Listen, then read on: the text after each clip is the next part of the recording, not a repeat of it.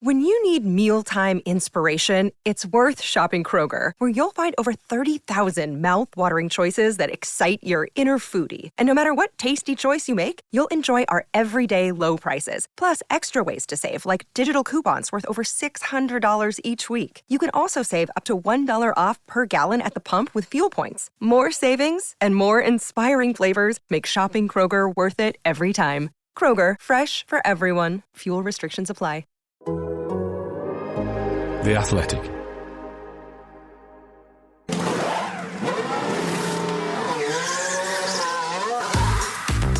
Why Mercedes is hitting the same old problems, Alpine's terrible start, and your questions about new technologies, fuel tanks, thermal cameras, and the secrets of the RB20. We tackle all this and more.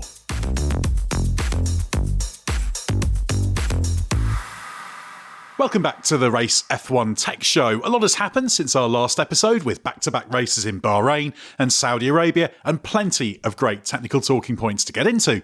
I'm Edd Straw, and as always, I've got everyone's favourite former F1 technical director, Gary Anderson, with me. So, Gary, how have you enjoyed this season-opening doubleheader?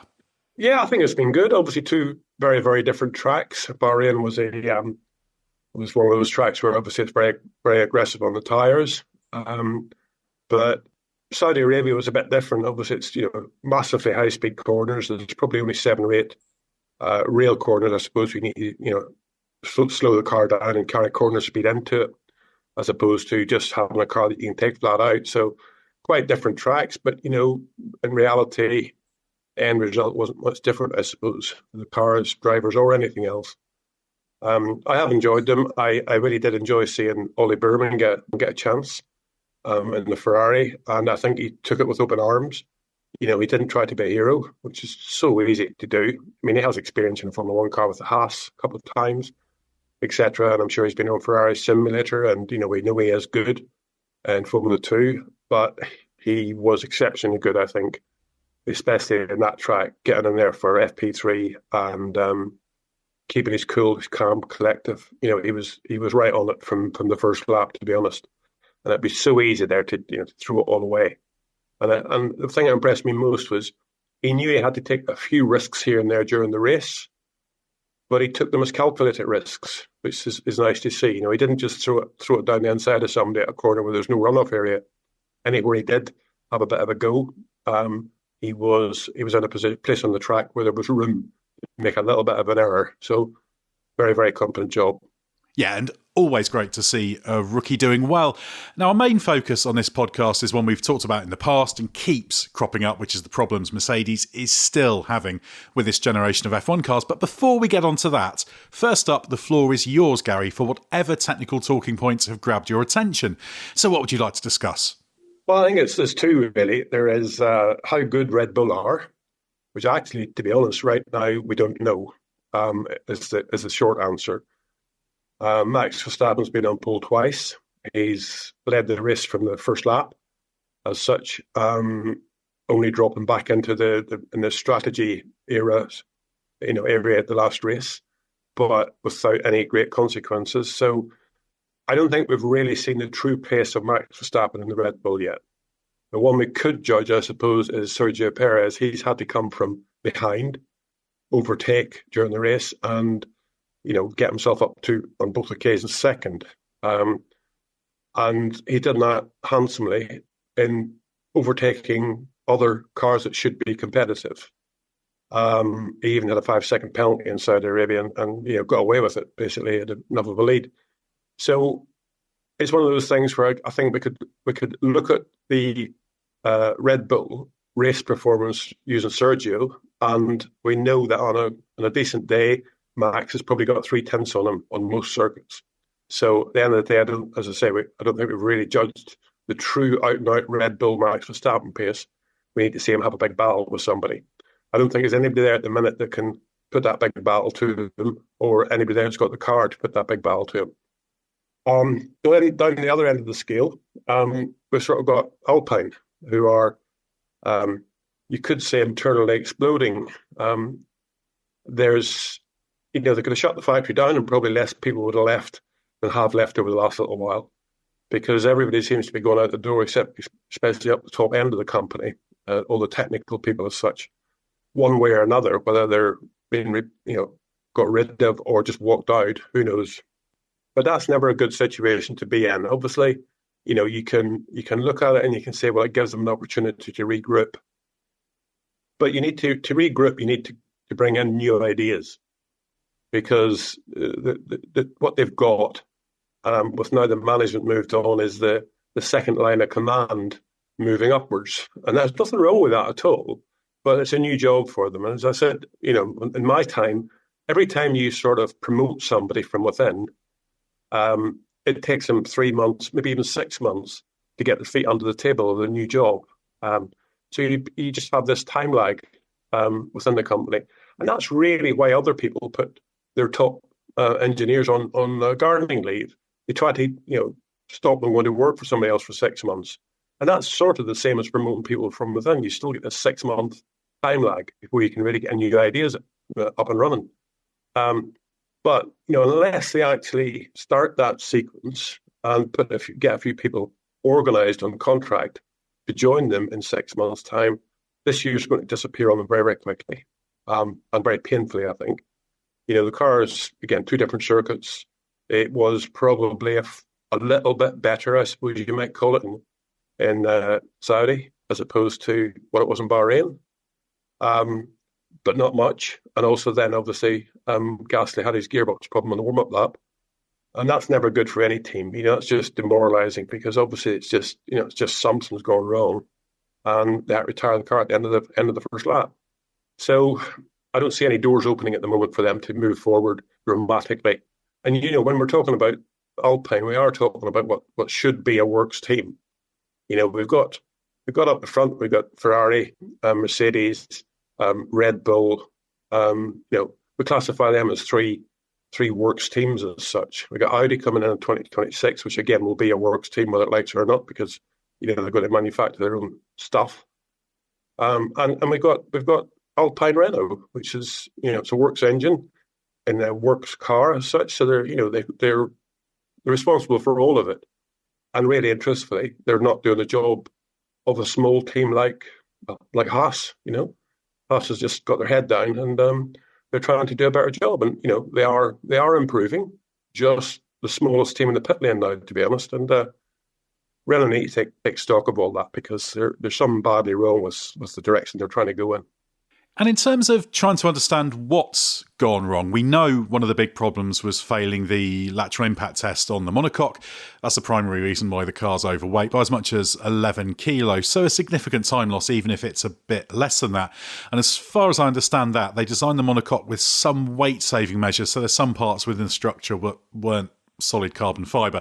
All the simulation data said it was all fine, and then it failed the test relatively easily, because as I understand it, they apply a lower range of the test force, and then that gradually goes up, and it failed pretty early on in that process. Obviously, they fixed it after, and it's passed at a weight cost. That's a pretty big miss, isn't it? How does something like that go so badly wrong? Well, as you say, they were pushing the weight saving in an area where probably you just want to be a little bit more careful. There is no magic. I mean, I'll go back to my time with Jaguar, coming from Stewart Grand Prix to Jaguar, and Jaguar was driven by Ford, and Ford decided they wanted to do the rollover bar for the 2000 car, and they started and they spec'd up the rollover bar, and it was one of my primary things, because it's high up, and in general at that point in time it weighed about 3 kilograms. So it's good to get the weight down a bit, lower the weight of it, and then that gets the centre of gravity a little bit lower. But Ford had 3 goes at it. Each time it failed miserably.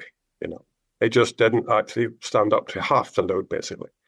And in the background, we'd made our own one. And the last test we could do with the FIA people there on the rollover bar, we could unbolt the rollover bar. So we crushed the Ford one, and it didn't withstand the load at all. So we unbolted it, bolted on our own version, and passed the test immediately. And the thing was, our rollover bar was around a figure weight 3 kilograms. The Ford one weighed 1.5. So well done to them, but it didn't take loads. And it's the same with the Alpine chassis, really. There is no magic in it, to be honest. You need to have, the thing you don't want to damage is the chassis. So you need to have strong enough structure to withstand a certain compression load. And that's easy enough to do, easy enough to test, because it's just deflection against load. So you know where you're going pretty quickly. When you start putting a load on it, it'll deflect by X, and twice that load is probably going to double X. So at the end of the day, they did it to save weight, and then they had to add weight, because putting a patch on something is never as light as actually having it inherently stiff enough using the structure that's there already. So the amount they were going to lose, let's say it was 2 kilograms. The amount they were going to save was probably a couple of kilograms, but the amount it cost them was probably a couple more than what they had before, so 4 kilograms. So it's one of those sort of situations where you've got to really identify where and why you want to lose weight on it, and the risk level. There's a whole lot of places you can lose weight without the risk level being high, and they've obviously been making wrong choices in those areas. But weight is just a simple thing, to be honest. 10 kilograms is roughly 0.3 of a second per lap.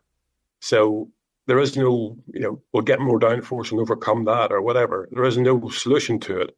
If it's too heavy, you're going to be slower. And the grid is very competitive. The back half of the grid is as competitive as the front half. So in reality, if they've got a weight disadvantage, they're going to struggle. But not only that, Ed, you and I were in Bahrain looking at the car testing. It wasn't just a heavy car. You could tell the Haas. It was a heavier car. It was running on fuel, but it looked decent balance, decent consistency, but it didn't look fast. And we know the reason for that was because it was running fuel to try and sort out the tyre problems. But the Alpine didn't look heavy. It just looked terrible to drive. So there's bigger problems than just getting rid of 10 kilograms or whatever it is they're overweight by. Yeah, the amazing thing is we always spend a lot of time during testing working out where everyone is. And I think probably the Alpine went past us about 2 times on the first day when we were watching, and we thought, this isn't great. So clearly problems there. But the fallout is interesting because Matt Harmon, the technical director, has resigned. Dirk de Beer, the head of Aero, has resigned. As I understand it, they were both genuine resignations, not sackings dressed up as resignations or anything, as sometimes you have.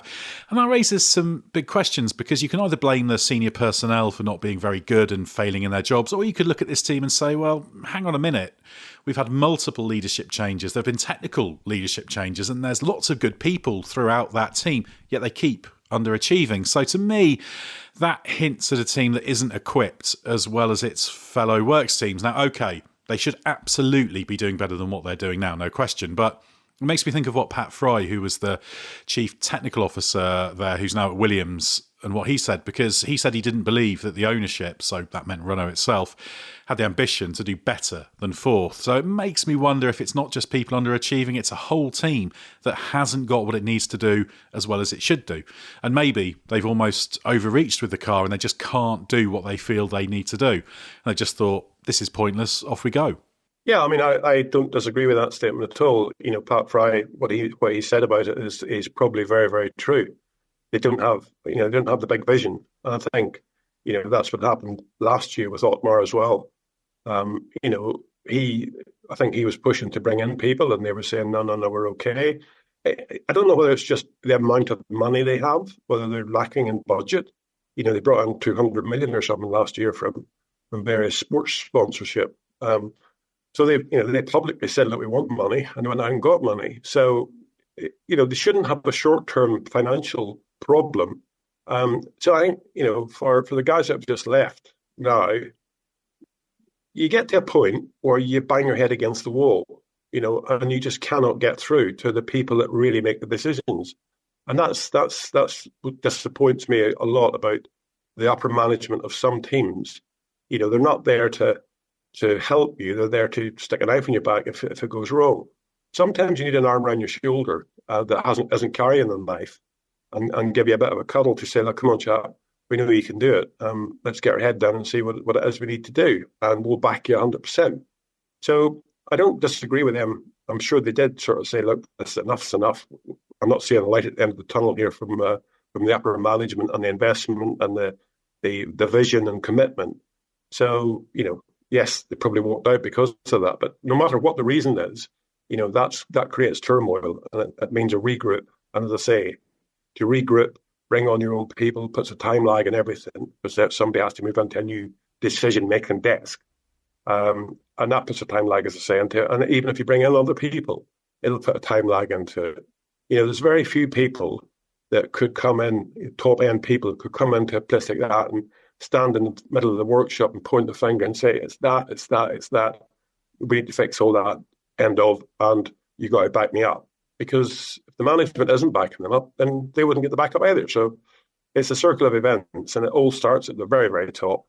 Now, they've had a change in management as well. So let's see how that unfolds through time. But it's not looking great for them. I don't see, like Pat Fry says, I don't see them with a vision greater than just being okay, Yeah, and once again, now Alpine are really looking to build towards 2026 and the new regs. It's a team that's had a 5-year plan originally when Renault reacquired the team. Then it was a 100-race plan. Always that success seems to be a few years around the corner, so it's going to be a long, hard season for them.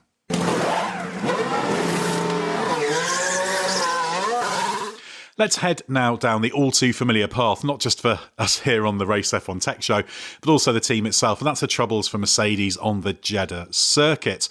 They struggled in the high-speed corners, notably in that fast combination from turn 6 to turn 12, where the Mercedes W15 was carrying the least speed of all. Yeah, even less than Alpine in qualifying. And Lewis Hamilton was complaining about the rear end. Now, there was a lot of positive talk from Mercedes about having fixed their fundamental problems. They had that cooling issue in Bahrain, but all looking good otherwise. And then you get to Jeddah, and I don't know about you, but it just felt to me like the same old story. So what's gone wrong? Yeah, I mean, it was. I think it's just the same old story. It could, very, very easily, this could just be a continuation of last season.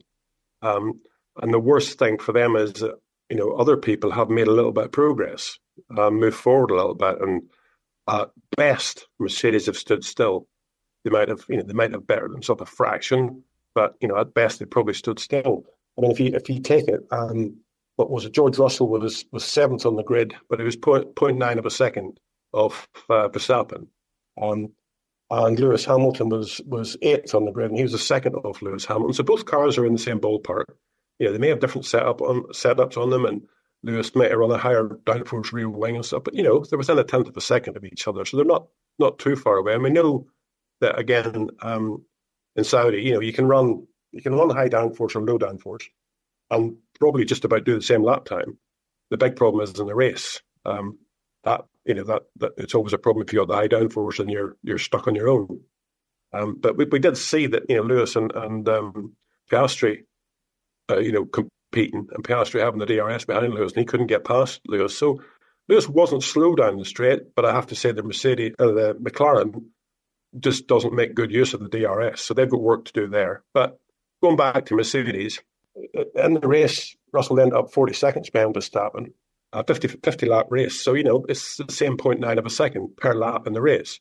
And Hamilton tried a different tyre strategy, going from the mediums, going low on the mediums and then the softs. But he ended up 47 seconds behind. So again, now on that 1 second a lap. So the race pace and the qualifying pace in Saudi was the same. Relatively it was the same compared to Verstappen. And, they're knocking on the door of a second slower than the Red Bull at the moment. And they've got to realise that, that's not as good at the end of that as the end of last year by any means. As I say, Red Bull have moved forward a little bit, so it probably means that Mercedes have stood still. But they really got to look at themselves a little bit and take that on board, because they didn't have cooling issues. You don't in Saudi because it's so high speed that you can probably cool anything there. So it's just, they've really got to look at why. And we keep hearing this thing that the rear end of the car is nervous in the fast and no confidence and so on and so forth. Not bad in the low speed. But I keep saying about, you need to use the changes in the car as the effect on the car comes with speed. So at low speed, you want decent front end on the car. And at high speed, you want, I'm talking low speed being 100 kilometers an hour, let's say. And at high speed, 300 plus kilometers an hour, you want a good rear end. So to do that, the only thing you've got is the fact that the load on the car from low speed to high speed increases at the square of the speed. So basically 100 Ks, by the time you get to 200 Ks, you get 4 times the load. So it's a massive change. And that means the vertical stiffness of the car is supporting that load, and it will compress, as do the tyres to a certain extent. So the only thing you can do is try to make some aerodynamic transient change due to that ride height change. As a norm, the front of the car would be 2 to 2.5 times stiffer than the rear of the car. Because just basic traction and basically because of supporting the weight transfer during braking. So you've got that. You know the rear of the car then is theoretically going to move 2 to 2.5 times more than the front. And that's that situation where you've got to move the centre of pressure rearward with speed. And, with speed is reducing ride height. So that's what I think they're missing. They're missing the subtleties of the underfloor design. The underfloor design means that as the car gets closer to the ground, you really don't want the downforce to increase at the square of the speed change. So let's say from 270 or something kilometers an hour to 325, you really want something underneath the car that has got airflow separation problems. Small, but enough to make sure the car doesn't beat itself into the ground just because it's creating too much downforce. Because the minute it gets too close to the ground, it'll stall big time, and or beat itself into the ground just from porpoising, bouncing. So you got to use that subtlety of the ride height change to try and move the centre of pressure, and at the same time control the speed, the downforce increase with speed when the car gets close to the ground. If you have too big an airflow separation and the car actually loses downforce because of that, then the car starts bouncing. What you've got to do is have a very subtle airflow separation that just increases in percentage as the car gets faster. So basically, the car will get down to near the ground, let's say, 10 millimeters away from the ground, and it will more or less stay there. It won't actually increase the downforce anymore. It won't suck itself down to the ground any further. And because of that, then it won't have a bigger separation problem and bounce up in the air, because every time it bounces up in the air, it reattaches the airflow and then it sucks itself back down and then it stalls and it bounces back up again. So I think the understanding they have of the underfloor is a long way away from what we would probably classify as being Red Bull's understanding of the underfloor and how it works relative to the ground with varying speed and varying distance, varying gaps, I suppose you might call it. So I think they've got a bit of head scratching to do. And tomorrow morning in the office, I wouldn't mind being a fly on the wall, but I might not want to be there. Yeah, it's interesting, isn't it? To go back to an analogy you've used in the past for this, you talk about the need for the dimmer switch effect as it gets really close to the ground. But we should add, this circuit is particularly in the hot spot for this being a problem because it's so high speed, it's a smooth track. So you're running very low, very stiff to avoid the actual physical bottoming out. So I guess in simple terms, effectively that dimmer switch isn't really working. As Toto Wolff said, there's certain speed ranges where the data tells them the downforce is there, and it's just not in reality. Rather, the simulation data tells them it's there. So it's almost like as soon as they get into the world where they need that dimmer switch to work, it's actually just a binary switch, isn't it? Something's switching off. So I guess that's the way to think of it. And then the question is, what are the actual mechanisms and tools that you're playing with to get that to work? Is that all in what I like to call a topography of the underfloor and the way the floor wedge detail works, just to find that controllability? Because it's clearly easy to switch it off, but it's not easy just to knock it back by whatever percent you feel you need to do. Yeah, well, that's exactly right, Ed, what you're saying. I mean, it's the dimmer switch is a good analogy. You want the car to have a nice bright light at low speed corners, get as much out of it as possible. The car is high, so it will be, the numbers it will produce will be minimal numbers relative to, at 100 Ks, let's say, relative to what it'll be produced at 300 Ks. The problem is that as you go faster, as I say, the downforce builds up at the square of the speed. And you just got to be very careful with that. Now, that's like, the dimmer switch getting brighter and brighter and brighter and brighter all the time till you get to very near the ground. And then it just, as you say, you just switch it off and switch it back on again. As the car moves, too close to the ground, the light goes out. And then as the car moves away from the ground, the light goes back on again.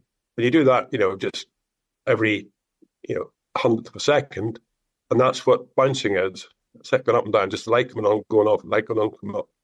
So what you want to do is have that light as bright as possible at the high ride height, so you get plenty of grip in the low speed corners, or as much aerodynamic grip as you can generate at that speed in the low speed corners.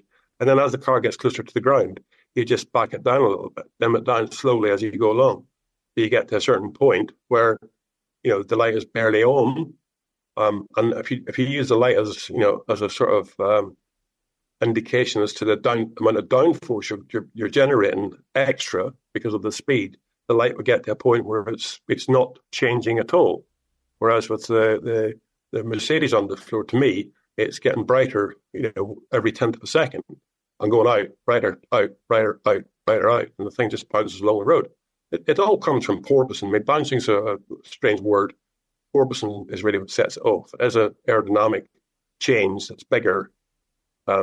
It's a loss of downforce, then a gain of downforce, a loss of downforce, and the car starts moving. And if the ground's close enough, you're going to hit it. So basically, they need to really look at the topography of the underfloor and set up separation areas in the floor that aren't big enough to be, they need to be set up so that they start small and get bigger, as opposed to just one sudden area of separation. Poof, it's stalled, that's it. And then the car comes up again and that area reattaches. You need to set up so it stalls, and then you can increase that stall, or that percentage of stall, so that just keeps the car more stable. So it's not easy by any means, but it's not about the guys not achieving it. From my point of view, it's more about the philosophy that's laid down for the car to get the car to function in a certain way. And then, as I say, your aerodynamics will go off and try and achieve that, but they need to know, what you're trying to do. Are you trying to cook a lemon sponge cake, or are you trying to create a fruit cake? They need to be told which one it is and what the objectives are, and then you go off and make that work. Oh, I'd say it should always be carrot cake. That's the best of cakes. But one thing that interested me after the Bahrain Grand Prix, Mercedes do their YouTube debrief, and they did it with Andrew Shovlin and James Allison. There was a question about the car bouncing and sparking more than others, and James Allison said, well, I'm not sure whether it was doing that more than others, or words to that effect. I found that interesting because we watched a lot in testing. I watched plenty during the race weekend as well, and they were hitting the ground more aggressively than most, and that was pretty consistent. It just made me wonder if they've just tripped themselves up a little bit here with the simulation work. They're not doing the thing that you always talk about, which is the value of actually looking at what the car is doing on track from trackside. Because even after a weekend where, okay, I wasn't watching every single lap, I wasn't able to measure it, but just to the eye, you would say that it was the one that was doing it the most. But they maybe seem to not think it is. So I just wonder whether there's an overconfidence that's tripped them up here. It sounds a bit harsh to say because they're very capable people. James Allison is a brilliant engineer, a brilliant technical mind, no question. But I just wonder if that's part of the reason they keep tricking themselves into thinking they've solved it, but they've just not looked at every angle. It seems odd to say it because they've invested countless millions probably in researching this problem over the past few years. I just wonder if there's something that's not right in the approach. Well, I think, I think you're right. It's one of the things, it's the approach that's wrong.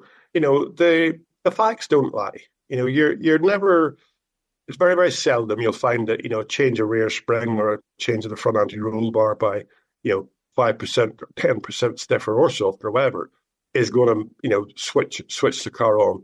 It just doesn't work that way. Everything will work okay. At the end of the day, I remember going to a test once with the steward, and we used to have these ultra stiff front torsion bars just for transport, so the dampers weren't working all the time and wearing themselves out. And the guys forgot to change the torsion bars. The ribbons were out for his first drive, and we were testing for Monaco. And he came back and he said, it's just got a horrendous amount of understeer. Traction's really good, but a horrendous amount of understeer. And we thought, okay, front end isn't moving anywhere. Put in the normal setup of the torsion bar. He went out again, did 5 laps, did exactly the same lap. Time came and said, the understeer's a lot better, but the traction's not so good. So, you move things around the car with different stiffnesses of car. But at the end of the day, you need to move things around the car that's got good basis underneath it. And I think they're missing the basis, They need to realise that if they sit down and do the analysis I've done, which says that, Lewis Hamilton was a second off the pace of qualifying, and he finished a 50-lap race 47 seconds behind Verstappen. That's not too different. That's fact. That's black and white, And it wasn't as though there's anything big difference. Yeah, he had a different tyre strategy, but again, George Russell was 7.9 of a second off the pace, and he ended up 40 seconds. Again, it's the same sort of deal. Whatever you're short in qualifying, they're short of in the race. There's no magic in there. The car just isn't fast enough at this point in time. End of. And there's reasons for all of that. So the car does bounce. And the one thing I'd say that, Lewis is fairly vocal about the bouncing. If you take the McLaren, for example, you'll hear it going down the straights on the onboard camera. You'll hear it skidding on the ground or kissing the ground. But it gets to a point, high 200 kilometers to mid 300s. And it's just the same. It just goes, it's just skidding along the ground, kissing the ground. It's right down there, but it's not beating itself into the ground the way that the Mercedes does. That's the difference. That's what I'm saying about controlling the downforce level increase when the car does get close to the ground. McLaren seem to be, I've got a reasonably good handle on it, and I'm pretty sure Red Bull have a reasonably good handle on it. If the Red Bull does hit the ground, it's because, they genuinely got it too low. I mean, you could have a car hitting the ground before ground effect rules came in. So now you've got to trim it that little bit better. But, McLaren have got a fairly good handle on how to manage that underfloor downforce increase. And I don't think that the Mercedes have. And that's where I'd be starting. The car does hit the ground harder, whether James Allison, whether he sees it, whether he doesn't see it, whether the simulation says it shouldn't. There's no way. The simulator only works on data you put into it. It doesn't. It's no magic. It doesn't create that data. And data you're putting into there is from CFD or the wind tunnel. And basically, you cannot run the model in a wind tunnel on the belt. You have to have a gap. And you can run it close to the belt, but you cannot run it on the belt. So you have to have a little bit of a gut feel between what your numbers you're seeing and what might happen with that next part, that next bit of movement. And, the model, you adjust the ride heights in the model to change the ride height. But I don't know of any team that does it transiently and gets the data from it, changing it transiently. To get data, you need to adjust it. You need to change the ride height either very slowly, a lot slower than what it does on the car. But normally it's about getting data from 2 points and then interpolating between them. And the one point you can't get is with the car sitting on the belt. In other words, skidding along the ground. So how they get the data from the simulation to give them such an ego trip on the fact that this is a great car is beyond me. I don't think they're reading between the lines enough. And I guess we should say there's maybe an inverse of the problem as well, because Mercedes was doing better in the slower corners. You mentioned McLaren going very well in the fast corners. And in fact, there were bits in Jeddah in the high-speed sweeps where it's quicker than the Red Bull. But also the McLaren struggles in the slower corners. That's its weakness. So we should say that you can be good in one area and weak in another. I guess that's the flip side of the coin, isn't it? That McLaren can't do that. Yes, it is the flip side of the coin. It's two areas. The Red Bull has never been the best car in low speed either, but it's been okay. It's been adequate. The thing is, as I say, it's about airflow management. As I say, if you can create tons of downforce at low speed, which, as we say, the Mercedes probably does, and the McLaren probably doesn't, then you as the car gets compressed down into the ground, the fact that Mercedes can create lots of low-speed downforce means that it's also creating lots of high-speed downforce, but unstable downforce. And the McLaren doesn't create lots of high-speed downforce. It's faster than the Mercedes, but it creates stable downforce. And that's what the driver needs. The driver needs confidence, especially at 150, 160 mile an hour corners. You just need confidence. And so the downforce has got to be there for you. If it's too low, if downforce level is too low, then obviously you need to increase it. But there's a compromise, and the compromise needs to be from the philosophy of the aerodynamics. How you're going to manage that aerodynamic platform as the speed increases. I think McLaren have got a reasonable handle on it to the extent that they maybe don't have quite as much downforce at low speed that they could get, but the car is stable in high speed, and it's vice versa for Mercedes. And this ultimately would describe the fundamental challenge of these cars, and is what Red Bull is so good at.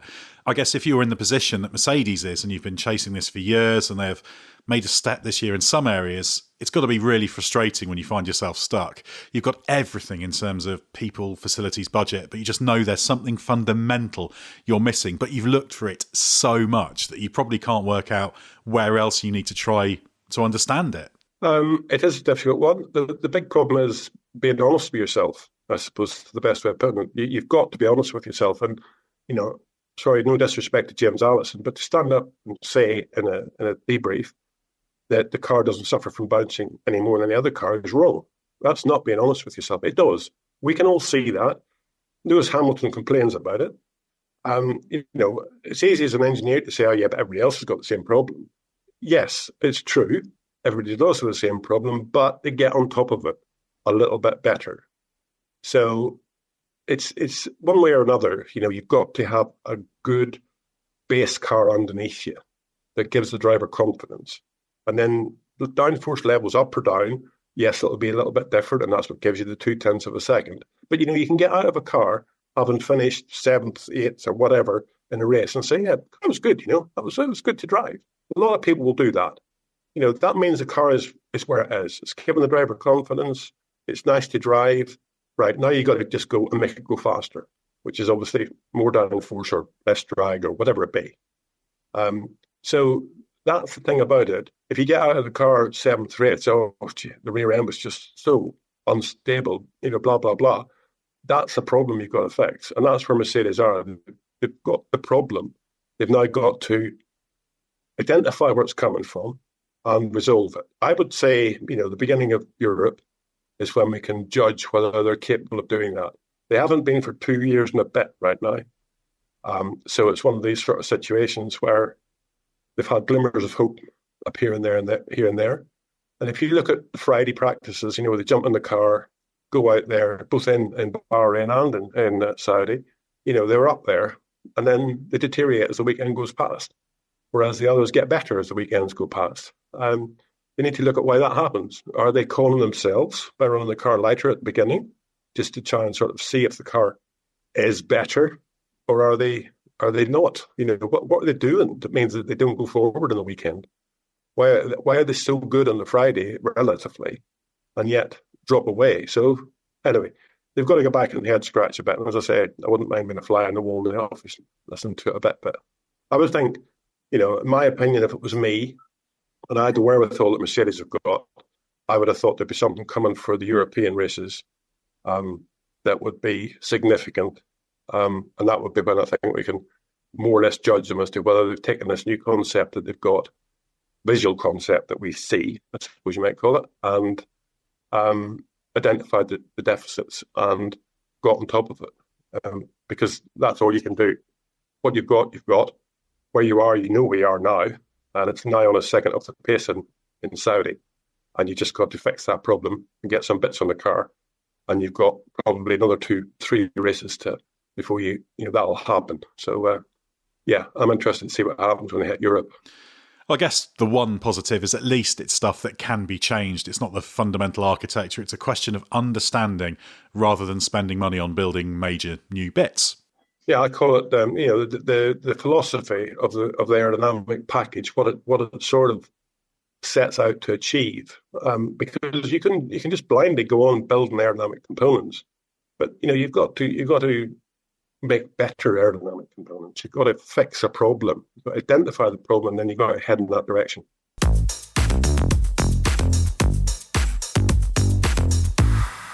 The Race F1 Tech Show isn't just about what Gary wants to talk about, because he also very much enjoys answering your questions. So that brings us to our regular listeners' question section. If you want to get involved, you can either write a question and email it to podcasts@therace.com, or take the less popular route of recording a voice note and sending it to us so we can play it on the show. If you do that, please remember to include your name in the recording, and we would love to have a few more audio recordings if possible. The first question, Gary, is from Tom Burton, who says, I was curious as to what extent developments happen on new technologies throughout the year that are not formally in the regs. We saw DAS a few years ago, but do teams invest in totally new tech developments throughout the year? Yeah, every team will have a few people now. There are probably outside of the budget cap, Formula One, looking at new technologies for some technology group in the worldwide world that we know it. It's always going on. You're trying to find better solutions for everything, and it doesn't matter whether it's materials or cooling systems or electrical wiring or how you hold everything in the chassis, or how you make the inserts for the chassis, or the honeycomb you use in the chassis. They'll all be looking at sort of better ways of doing it that are structurally better, lighter, easier to work, make things more efficient. How can they build this front wing faster, for example, if you use some new molding technology. So there will be a group of people in every team having a head scratch about trying to find that sort of stuff. And, they'll build a few test pieces and see if it's real. That's what you got to do. There's something around the corner all the time. Once you get your head around the regulations, which I have to say right now are geometrically very complicated.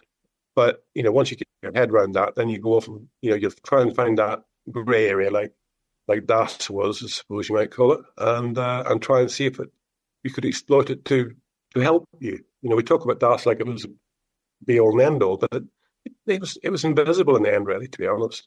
It might have done a little bit, but it was really invisible, I suppose you might call it. It wasn't like a double diffuser, for example. It didn't suddenly bang, here's a second lap time.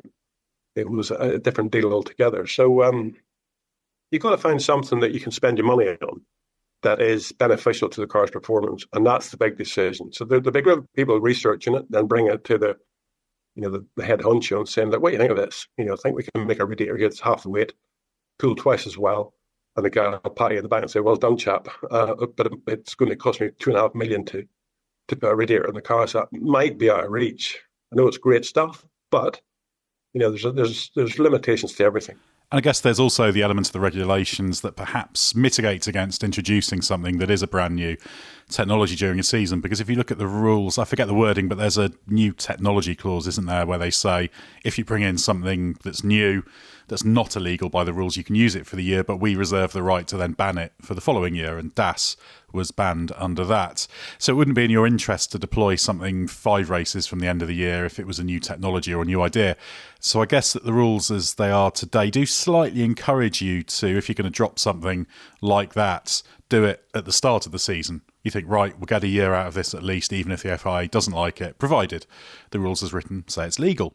Next up, a question from Joe from Indiana, who says, is it possible that fuel can slosh around inside the tank of the vehicle? If so, does this create any sort of disruption in downforce, or is it possible to create any instability that could affect pace?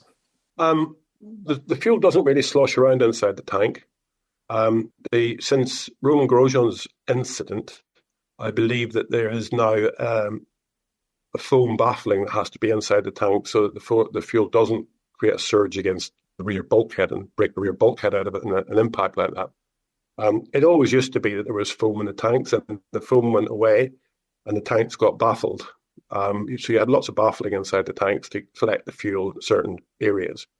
I think that still sort of happens in some teams. And, one of the things that I think it was Benetton used to do many, many years ago, they would contain the fuel, I suppose you might call it, on one side of the car. So, for example, going into what was called the Parabolica in Estoril, the big long right-hander, they would get the fuel into the right-hand side of the tank before that corner by pumping it across the tank. Now, you can't pump it that quickly because the pumps then were limited in how much power you could put into them. But what you could do is make sure it was pumping all the time in there before that corner. So, you try and help the weight distribution of the car, lateral weight distribution. And the same for braking and accelerating. You get as much fuel into the back baffles as you could through acceleration and through pumping to basically help the car when you accelerate out of the corner. So, it can be done. I think it's being done now in some teams. And it's mainly because the weight distribution on the cars are, it's 1.5%. I think you can move it back and forward. But that's done empty of fuel.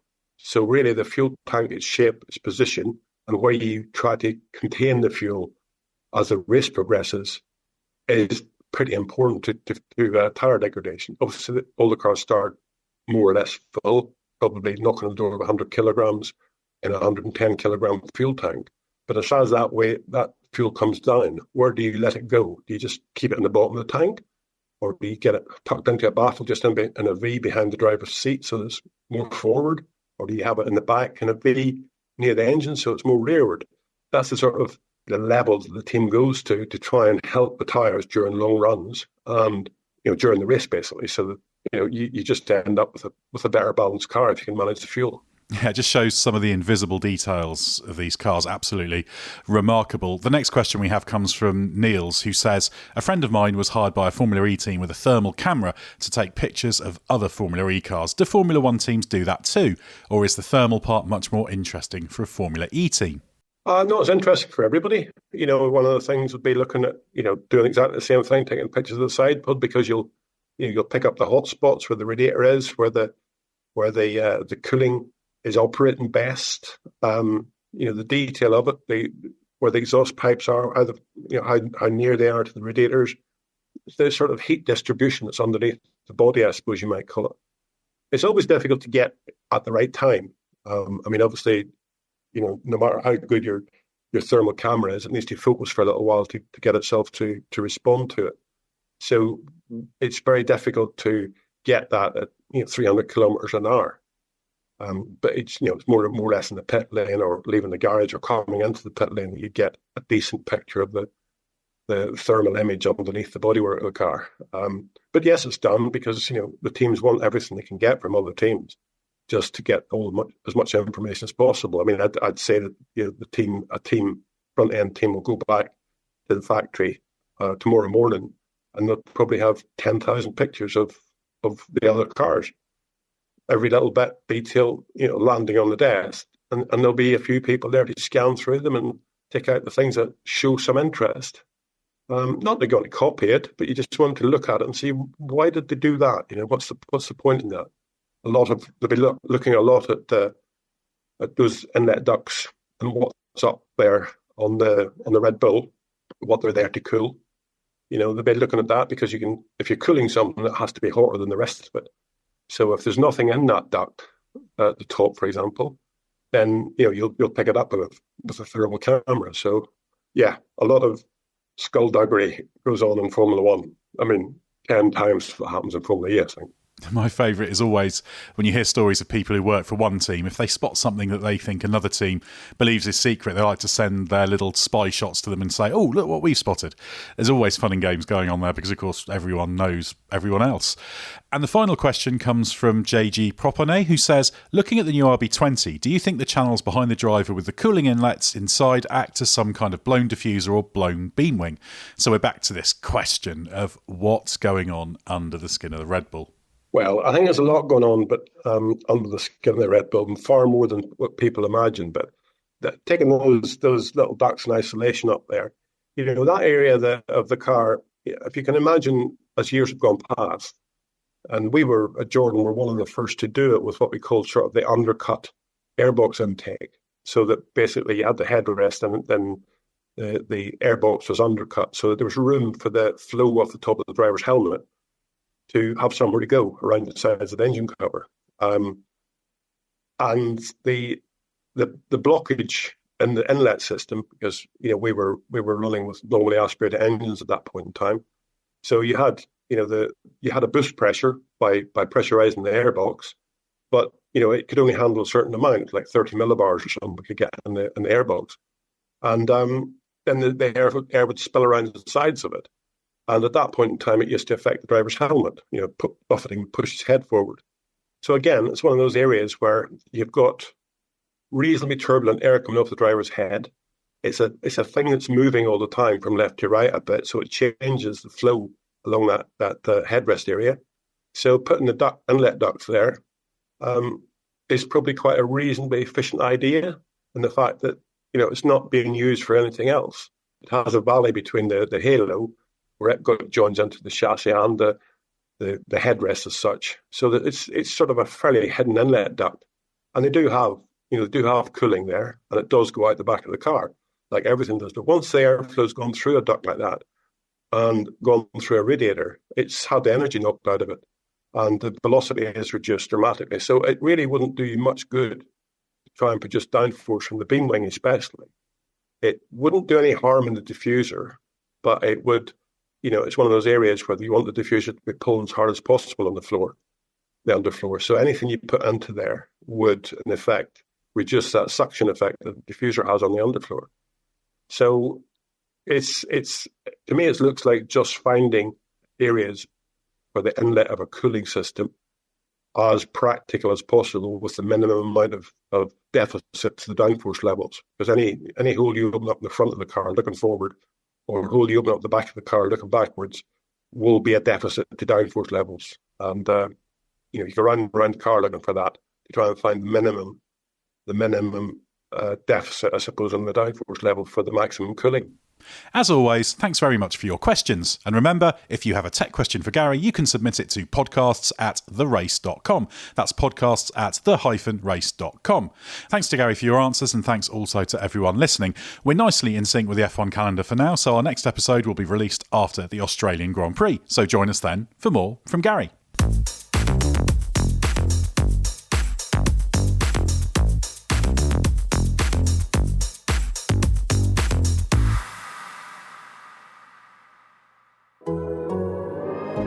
The Athletic.